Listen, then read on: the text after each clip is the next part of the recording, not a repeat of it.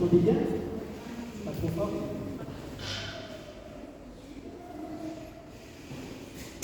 Alors, d'abord, je suis très ravi d'être devant vous ce matin, ici nombreux.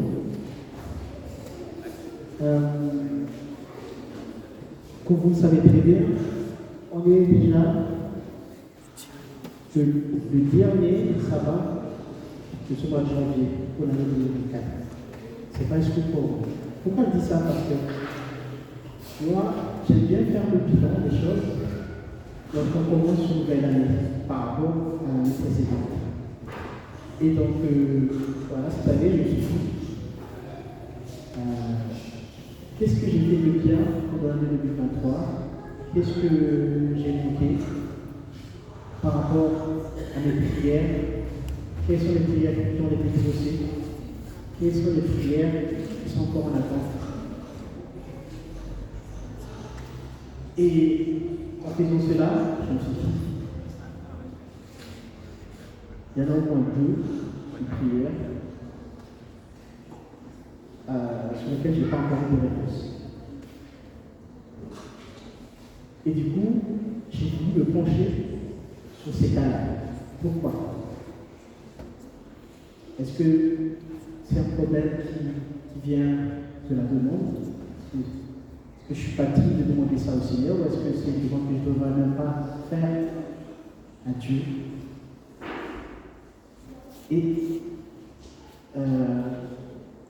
comment j'avais vécu cette attente pendant l'année 2023. J'aimerais partager avec vous les fruits de mes recherches.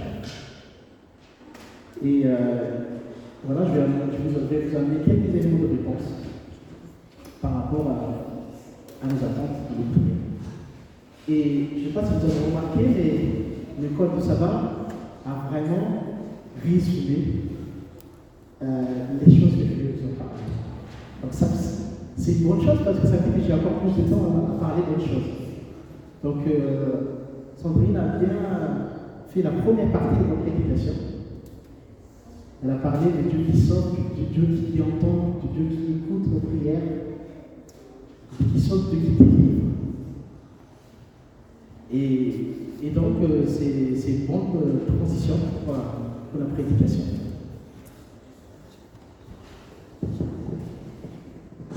Donc, peut-être parmi vous, vous avez aussi, on entend de prières par rapport à une chose qui m'est vraiment à cœur depuis longtemps, depuis 10, 5 ans, 10 ans, 15 ans, 20 ans. Mais vous êtes toujours dans l'attente. Et moi aussi, je me retrouve dans ce cas-là. Les prêtres disant que nous demandons des choses à Dieu. Et tout ce que je remarque, c'est que souvent, mon ressenti, c'est la déception, parce que ça n'arrive pas.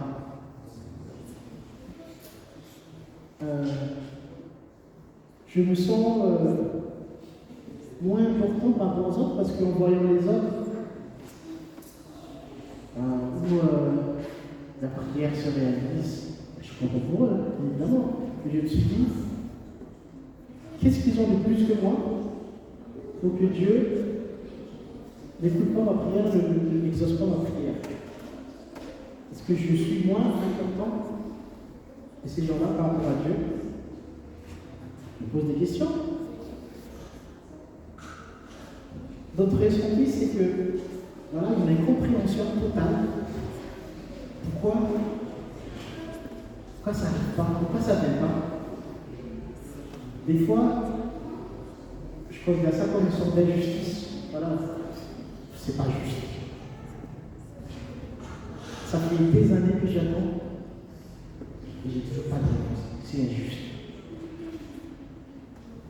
Des fois même, ça peut aller vers colère, frustration. Qu'est-ce qui se passe? Et des fois, je suis découragé. le découragement qui arrive. Justement, en faisant des bilans, on dit, mais waouh, pourquoi je continue? Le découragement qui commence à m'envahir et qui a un impact direct sur ma motivation pour servir Dieu. Peut-être quelqu'un parmi vous a déjà traversé ce genre de choses. Découragement, baisse de motivation. On se met en conflit pendant un certain moment. Parce qu'on ne comprend pas les choses, et on a l'impression que Dieu est loin de nous, que Dieu ne nous écoute pas. Les choses que j'ai vues, j'ai ressenties. Et la question qui vient après, c'est voilà, est-ce que Dieu m'écoute? Est-ce que Dieu voit ma souffrance?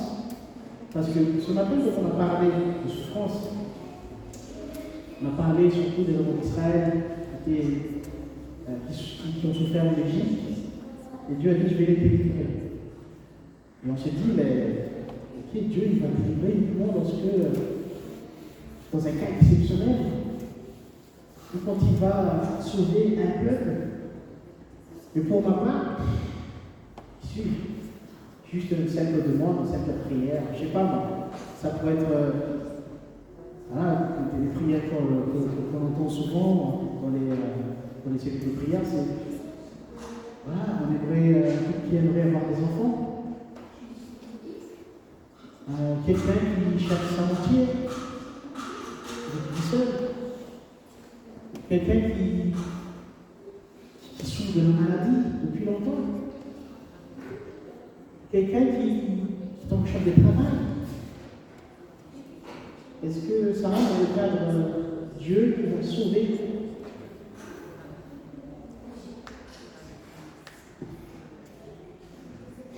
Est-ce que ma souffrance est aussi importante que celle d'Israël qui était en Égypte?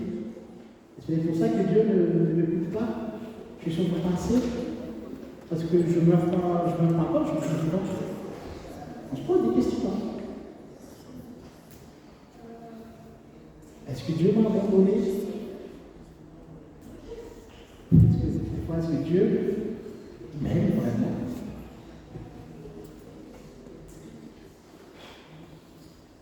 Tout ça, c'est une question qui arrive. En tout cas, pour ma part, lorsque je réfléchis à cette situation, ce sont des questions qui émergent, qui montent. Je me suis dit, est-ce que Dieu m'aime vraiment? Est-ce que Dieu m'écoute? Est-ce que ma demande est irrecevable? C'est rien. C'est que ça, tu vois, c'est rien. Il y a pire. En tout cas, ce matin, on a entendu plusieurs fois, pendant l'école de sabbat, Dieu nous entend. Ça, c'est sûr. Je pense que chacun de nous est d'accord avec ça. Dieu nous entend, Dieu entend nos prières. Et que faire alors? Qu'est-ce que je vais faire? Parce que ça fait près de 10 ans que je prie, pas de réponse. Qu'est-ce que je dois faire? Premier élément de réponse que je vais vous apporter, c'est que qu'est-ce qu'il nous faut surtout pas faire? Lisons ce qui se trouve dans Matthieu, chapitre 6, les versets 7 et 8. Matthieu, chapitre 6, les versets 7 et 8.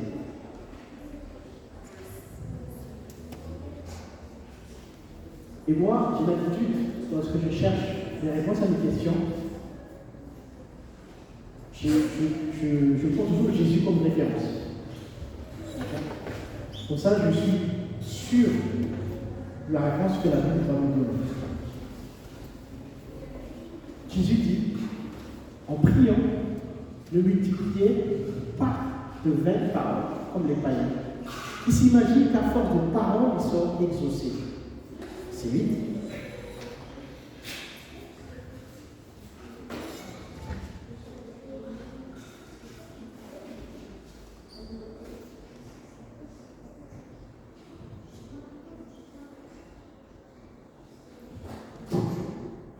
Ne leur ressemblez pas, car votre Père sait de quoi vous avez besoin, avant que vous le demandiez. Donc Jésus dit, c'est pas nécessaire de répéter plusieurs fois nos prières, les vaines paroles. À partir du moment où vous l'avez demandé une fois, vous avez déjà entendu. Et le verset nous dit même qu'avant même que nous demandons, il sait déjà de quoi on a besoin. Donc, ça rejoint la fin de ce matin qu'on avait dit, Dieu nous écoute. Il anticipe même. Et il dit, arrête de répéter tes prières. Qu'est-ce qu'il veut dire par là?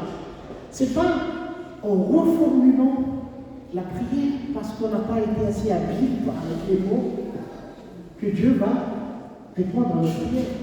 C'est pas parce qu'on a oublié de faire les formules de politesse, veuillez accueillir monsieur, madame, Dieu, mais les sentences de district. C'est pas là. J'ai oublié un point, il faut modifier. Ah, il manque ceci.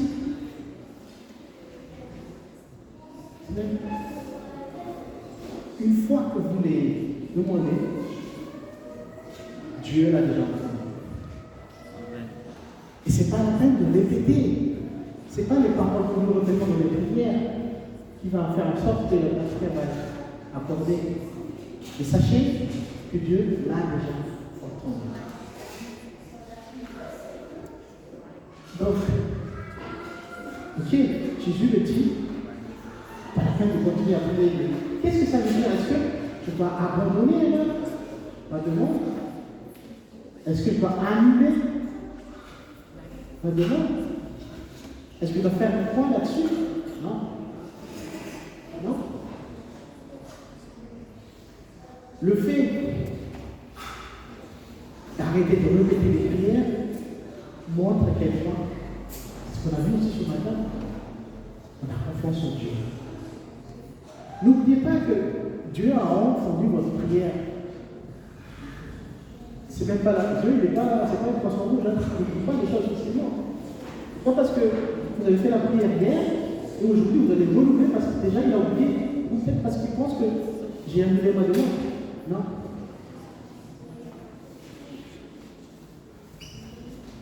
Parce qu'on a cette habitude de relancer les choses, d'insister. Parce qu'on manque de fois, on n'est pas sûr d'avoir les choses, d'avoir la réponse à nos questions, et on insiste, on répète les choses, on redit les choses, on redit les prières.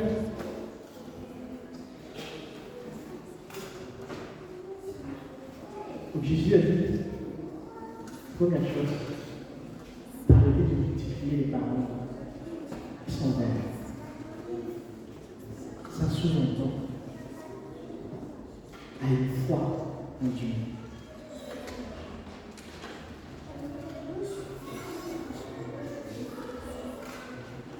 Alors moi, j'ai vécu ça.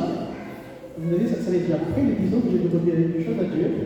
Et à un moment donné, je lui dis, bon, parce que j'ai lu, là j'ai dit, ok, j'arrête de prier. Je vais arrêter de te demander ça parce que tu le sais déjà. Voilà ce que la vie que j'avais adoptée. J'ai arrêté de prier par rapport à ça. J'ai arrêté de me soucier par rapport à ça.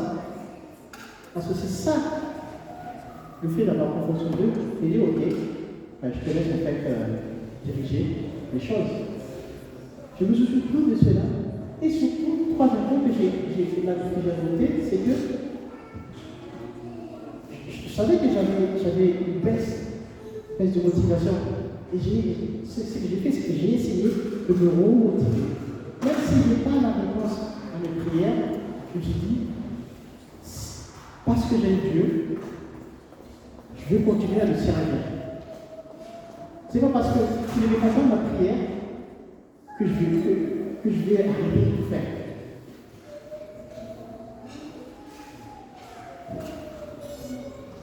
J'ai confiance en toi, je vais avancer, je vais continuer à être avec toi, même si je n'ai pas la réponse. Et ça, en fait, ça m'a permis d'avancer, de continuer et surtout de ne pas s'éloigner de Dieu. Parce qu'à partir du moment où vous êtes découragé, vous avez une belle motivation, l'étape suivante, c'est tout de suite, vous allez arrêter d'aller à l'église, vous allez arrêter de prier, vous allez Dieu. Et à force de multiplier les paroles, vous voyez que ça n'avance pas, ça empire les choses. Moi, la vie que j'ai adoptée, c'est ça. Ok, j'ai arrêté. Tu as entendu une fois, tu sais que je n'ai pas voulu dans le monde, mais je vais arrêter de réitérer les prières. Je vais te faire confiance, et en même temps, je vais continuer à œuvrer pour toi.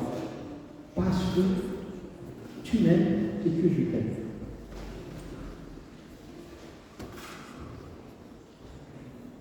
Vous savez ce qui s'est passé?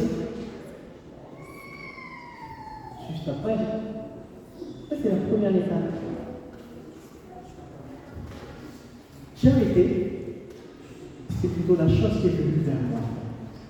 À partir du moment où on lâche prise, à partir du moment où on fait confiance à Dieu, Dieu ne nous abandonne pas. C'est la chose qui est venue chercher vers moi. Mais, je vais arrêter un peu là par rapport à mon témoignage, mais lisons ce que Jésus a dit dans la Bible. Matthieu chapitre 7, les versets 7 à 11. Qu'est-ce que Jésus nous dit? Parce que tout à l'heure, j'ai posé la question, est-ce que c'est ma demande qui est irrecevable? Non, parce qu'on se pose aussi la question, est-ce que le fait de demander à Dieu, est-ce que le fait de vouloir avoir un enfant, est-ce que ça se demande à Dieu ou pas? Vouloir avoir sa moitié, est-ce que ça demande à Dieu ou pas? Vouloir avoir un travail dans lequel on sera épanoui, est-ce que ça se demande à Dieu ou pas? Qu'est-ce que Jésus nous dit? C'est un verset que j'ai appris depuis que j'étais petit. Matthieu 7, 7. Demandez et l'on vous donnera. Cherchez et vous trouverez. Frappez et l'on vous ouvrira. Verset 8. Car quiconque demande reçoit. Quiconque demande reçoit. Celui qui cherche trouve. Et l'on ouvre à celui qui frappe. Verset 9. Et là, c'est intéressant. Lequel de vous donnera une pierre à son fils s'il lui demande du pain? C'est 9. C'est 10. Ou s'il demande un poisson, lui donnera-t-il un serpent? Verset 11. Si donc méchant que vous l'êtes, vous savez donner de bonnes choses à vos enfants. À combien plus fort présent, votre Père qui est dans les cieux donnera-t-il de bonnes choses à ceux qui les lui demandent. De bonnes choses.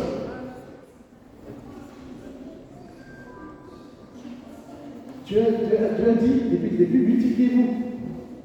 C'est Dieu qui a peut-être donné cette bénédiction. Alors, avoir un enfant, c'est une bonne chose, non? Dieu a instauré le mariage à la création. Donc, vouloir trouver sa moitié, c'est une belle chose, non? Dieu a demandé à Adam et Ève de s'occuper du jardin pour qu'ils puissent travailler. Alors, demander à Dieu de trouver un travail, c'est une bonne chose, non? Donc, arrêtons de penser que notre demande est irrecevable. Arrêtons de penser que notre demande est rien et tout. C'est important pour nous, c'est important pour vous, alors c'est aussi important pour Dieu. Et c'est une bonne chose pour nous. Jésus, plusieurs fois, il a soigné les malades. Donc, être en bonne santé, c'est une bonne chose. Déjà, le mot bon, l'adjectif bon est dans bonne santé. Donc, verset 7 nous dit, demandez et vous recevrez. Cherchez et vous trouverez. Frappez et l'on vous ouvrira. Donc, au contraire, Jésus nous incite à ce qu'on vient vers lui pour lui demander des choses. Si vous avez l'impression aujourd'hui que Dieu est loin parce qu'il ne répond pas à mes prières, Dieu est loin, mais le texte dit, cherche-le, vous allez le trouver, et quand vous le retrouvez, demandez-lui. Demandez-lui, il faut lui formuler votre prière. Si vous avez l'impression que Dieu ne vous écoute pas, que Dieu est occupé, que Dieu est en train de s'occuper des autres, le texte nous dit, frappez la porte. N'ayez pas peur de déranger Dieu. Frappez et l'on vous ouvrira. C'est Dieu, c'est Jésus qui nous incite à aller vers lui. Donc, quand Jésus dit ne multipliez pas les belles paroles de prière, ça ne veut pas dire arrêtez de prier, arrêtez de demander. Alors que là, Jésus nous incite, au contraire, à faire la demande. Mais quand on fait la demande, il faut que ce soit accompagné déjà de la foi. Il ne faut pas les réitérer. Une seule fois, ça suffit. Ok? Mais qu'est-ce qui se passe après, une fois qu'on a compris ça? Comme je vous ai dit tout à l'heure, je reviens à mon témoignage. Les choses sont venues vers moi comme ça. Je n'ai pas cherché. Et là, ça m'ouvre une perspective. Je me dis, mais waouh, est-ce que j'y vais ou j'y vais pas? Je dis, mais pourquoi pas? Je vais tenter. Et c'est là où ça fait mal. Parce que j'y suis allé, et encore une fois, j'avais l'impression qu'il y avait un mur qui me bloquait. Je ne pouvais pas atteindre, mais je suis prêt du but, de l'objectif, et à chaque fois, il se passe un truc. Et là, par contre, je me dis, là, ça va plus. Je t'ai écouté, j'ai arrêté, et tu m'as fait venir les choses vers moi. J'ai retenté, et là, ça ne marche pas. Qu'est-ce qui se passe? Est-ce que tu es en train de jouer avec mes nerfs? Est-ce que tu es un Dieu sans vie qui aime me voir souffrir? Je dis, mais pas. Il y a quelque chose. Moi, j'aime bien poser cette question pour me rendre compte qu'en fait, c'est moi qui ne sais pas vivre ma situation. Parce que Dieu est constant. Donc du coup, je me trouve dans des questions, des contradictions. Et ça me rassure. Je sais que Dieu n'est pas sadique, il n'est pas content en me voyant souffrir. Non. Donc ça me rassure. Je me dis, il y a encore quelque chose. Ok, tu m'as fait comprendre que je dois te faire confiance, mais il reste encore un truc que je n'ai pas compris. Ok, j'ai demandé à Dieu d'être attentif et de me dire qu'est-ce qu'il attend de moi. Au lieu de continuer dans la colère, je dis qu'est-ce que tu attends de moi? Dis-moi ce que tu attends de moi. Parce que je crois rien avoir fait ce que tu m'as demandé. Qu'est-ce que tu attends de moi? Alors, lisons ce que Jésus a dit dans Jean, chapitre 15, les versets 1 à 17. Et c'est là où j'ai trouvé la réponse à ma question. Jean, chapitre 15, les versets 1 à 17. Jésus dit, je suis le vrai cep, et mon Père est le vigneron. Verset 2. Tout sarment qui est en moi et qui ne porte pas de fruits, il le retranche. Et tout sarment qui porte des fruits, il l'émonde afin qu'il porte encore plus de fruits. Donc là, vous allez me dire, mais waouh, c'est pas le bien, c'est trop loin. On a santé. Verset 3. Déjà, vous êtes purs à cause de la parole que je vous ai annoncée. 4. Verset 4. Demeurez en moi et je demeurerai. Comme le sarment ne peut de lui-même porter du fruit, s'il ne demeure attaché au cep. Ainsi, vous ne pouvez non plus si vous ne demeurez en moi. Retenez bien ce mot, demeurez en moi.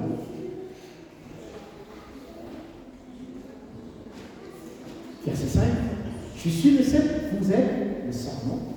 Celui qui demeure en moi et en qui je demeure porte beaucoup de fruits, car sans moi, vous ne pouvez rien faire. Donc là, ok, Jésus m'incite à demeurer en lui, et on parle de fruits, beaucoup de fruits. Ok, verset suivant. Si quelqu'un ne demeure pas en moi, il est jeté dehors, comme le sarment, et il sèche, puis on ramasse les sarments, on les jette au feu et ils brûlent. Ce que je comprends, c'est que le moment où je ne demeure plus en Jésus, avec la branche, elle va devenir sèche, on va le ramasser, on va le jeter au feu. Okay? Si vous demeurez en moi et que mes paroles demeurent en vous, ensuite c'est. J'ai pas entendu. Demandez ce que vous voudrez. Quoi? Ce que vous voudrez. Si vous demeurez en moi et que mes paroles demeurent en vous, demandez ce que vous voudrez. Et cela vous sera accordé. Je pense que là c'est clair. Ce que vous voudrez. Là, il n'y a plus de limite. À condition, si vous demeurez en moi et que mes paroles demeurent en vous, demandez ce que vous voudrez. En fait, c'est comme si Dieu me dit, tiens, je te demande le chèque qui est signé, mets la somme et vas-y. En plus, en ce moment, c'est le somme. Hein? Dernière démarche, je peux y aller. Ce que vous voudrez. Donc, rassurez-vous, chers frères et sœurs, il n'y a pas de demande futile. Pas de demande, c'est important pour vous, et que c'est en accord avec la parole de Dieu. Vous la trouverez, vous le trouverez. Soyez rassurés. Demandez ce que vous voudrez. Je ne sais pas si ça fait vraiment tout chez vous. Mais moi, quand j'ai lu ça, je dis, ok, c'est bon, j'ai compris, je vais prendre le chèque et je vais aller faire des courses.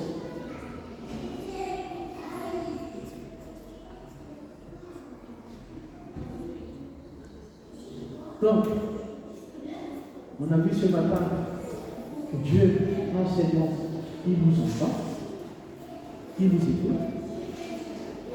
On a vu tout à l'heure que lorsqu'on a foi en Dieu, c'est même pas la peine de répéter, de réitérer nos prières. Et troisième point, on a vu que si on demeure en Dieu, et Dieu demeure en nous, la parole demeure en nous, on peut demander tout ce qu'on veut.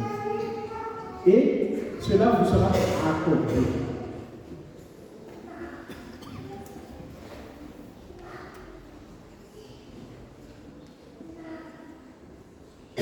Et donc je reviens à l'histoire.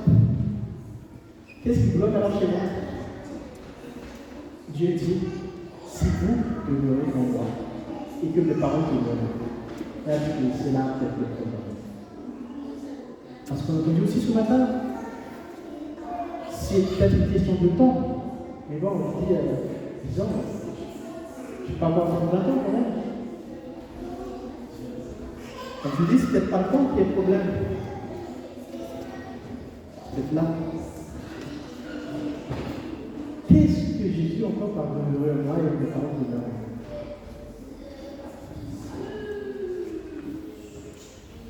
Au début du texte, Jésus commence à dire, je suis le cep, vous êtes les branches, il faut que vous soyez accrochés à moi pour que vous puissiez produire des fruits. Il a dit, si vous ne vous accrochez pas à moi, la branche elle sèche. Ça veut dire qu'au moment où tout vous semble perdu, compliqué. Ce qu'il faut faire, c'est quoi? Demeurer en lui, s'accrocher à lui, accrochez-vous.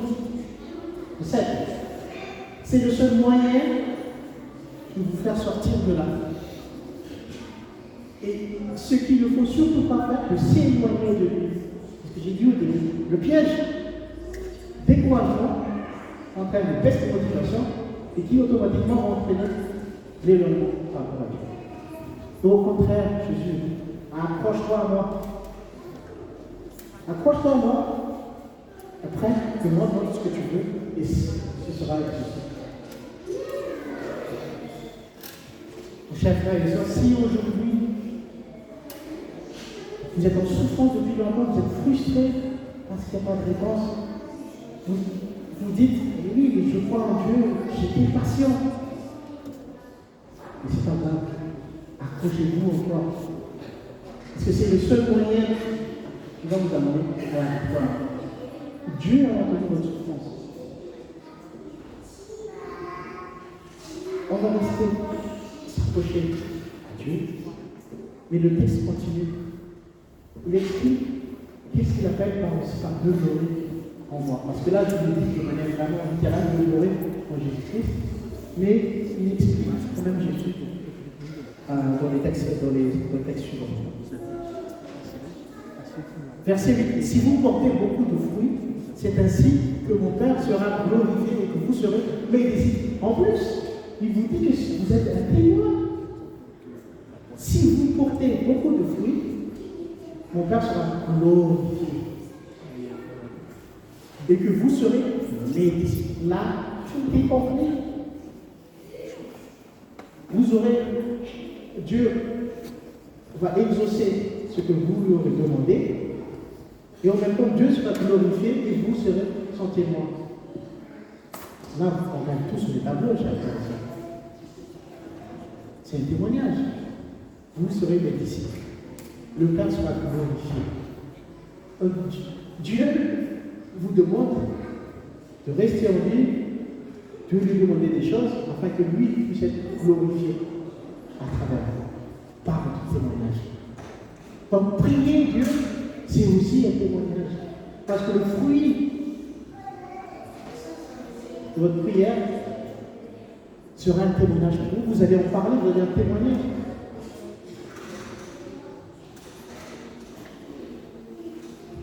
Verset 9. Comme le Père m'a aimé, je vous ai aussi aimé.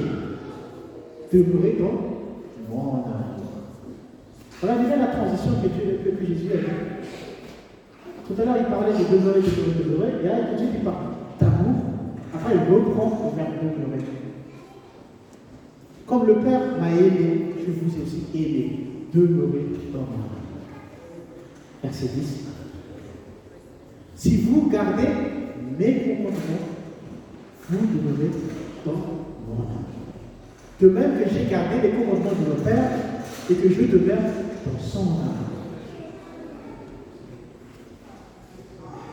Tout à l'heure, Jésus a dit, il faut que mes paroles demeurent en vous. Il faut que et là on parle d'amour, on parle de commandement. Et on sait tous. Vous allez voir, le texte va vous démontrer. Mais, encore une fois, quand je dis commandement, on ne va pas tout de suite dire, ah là, tu vas parler du sabbat, là, tu vas parler de... Non, quand je parle de commandement, c'est l'ensemble. Hein? Et en plus, Jésus va résumer les commandements par l'amour derrière. Donc, à enlever cette vision, dès qu'on parle de commandements, on parle de savoir, on parle de dire, on parle de cela. Non, quand Dieu dit, pas de mes commandements, là où nous veut, c'est l'amour. Demeurer dans mon amour, de même que j'ai gardé les commandements de mon Père et que je demeure dans son amour. Comment ça fait le lien? Verset 11. Je vous ai dit ces choses afin que ma joie soit complète et que votre joie soit parfaite. Verset 12. C'est ici mon commandement. Aimez-vous les uns les autres comme je vous ai aimé.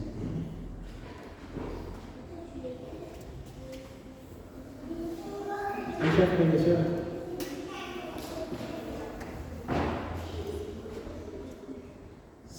prière n'est pas encore exaucée, c'est que vous n'êtes pas encore entièrement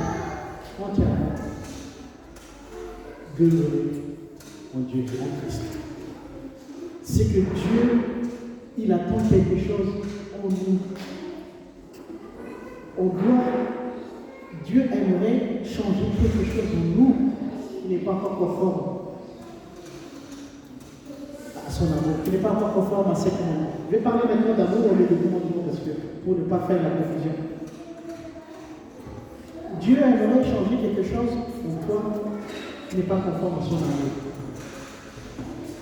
Si tu as l'impression que tu as déjà confiance en lui, que tu as foi en lui, que tu as été patient, troisième piste, et tu demandes à Dieu ce qu'il attend de toi. Qu'est-ce qu'il aimerait que tu changes dans ta vie? C'est que tu puisses être en accord, conforme avec son amour. Et on a dit ce matin, c'est ça que je dis que l'école de savoir a résumé ma prédication parce qu'on a dit ce matin, c'est le péché qui empêche aussi. La réponse est difficile. Et lui, il cherche à le. Donc, au lieu de multiplier vos prières, les parents posent la question, Père, quel est le péché que je dois encore changer en moi? C'est que tu aimes pas, c'est que tu aimerais que je change. Il faudrait plutôt se centrer sur ça. Travailler en soi. Demander à Dieu de changer nos cœurs, de changer nos comportements. Ça peut être n'importe quoi. Moi, je ne connais pas, il n'y a que Dieu qui connaît. C'est pour ça qu'il faut lui demander qu'est-ce que tu aimerais que je change.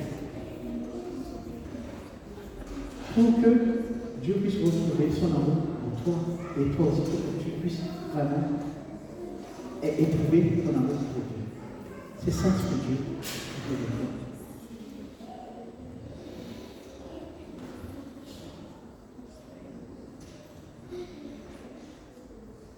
Et donc, je reviens à mon histoire.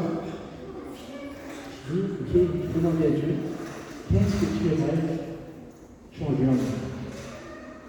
Et quoi, et moi? Lorsqu'on cherche, on a dit tout à l'heure, on trouve. Et j'ai cherché. Sincèrement, j'ai cherché. Je dis, il est là, ça ne va pas. Là, il y a un truc qui ne va pas. Et quoi, et moi? Et au moment où j'ai eu la volonté, j'ai dit juste la volonté de changer, tout de suite j'ai écrit.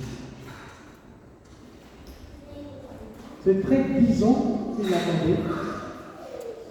Et toutes ces attentes, Dieu a voulu me faire comprendre 3 choses: la patience, la foi et aussi changer quelque chose en moi. Ce sont 3 pistes que vous avez ce matin. Je ne vous ai pas dit que c'est que ça. Mais si je me réfère à mon expérience, ce sont les 3 choses que j'ai pu trouver et que c'était efficace pour moi. À vous maintenant, voilà, de chercher d'autres pistes, mais sachez que lorsque vous cherchez, vous trouverez. Vous savez ce qu'il ne faut surtout pas faire, c'est multiplier les paroles. Vous savez ce qu'il faut faire. Confiance, chercher et demeurer. Alors, frères et sœurs, j'espère que, à travers ce message que je vous ai apporté, si vous êtes abattus, si vous avez découragé, que cette année 2024 vous apporte une nouvelle vision, une nouvelle façon d'aborder votre prière, votre Dieu, une nouvelle manière de voir les choses. Et je crois, parce que c'est Jésus qui le dit, que vous allez trouver que Dieu va exaucer votre prière. Il ne va pas vous laisser souffrir comme ça. Croyez-moi, ça va marcher. Parce que c'est Jésus qui le dit. C'est pas moi. Demandez tout ce que vous voulez, qu'est-ce qu'il a dit. Et c'est pas moi qui le dis. Alors j'espère que prochainement, vous allez pouvoir témoigner et dire, enfin aussi, Dieu a exaucé mes prières. Il nous reste encore d'autres prières, mais je vais utiliser quelques auxquelles Dieu n'a pas encore répondu. Et je travaille là-dessus. Je travaille là-dessus et je perds pas courage et je garde la foi. J'espère que ce sera le cas aussi.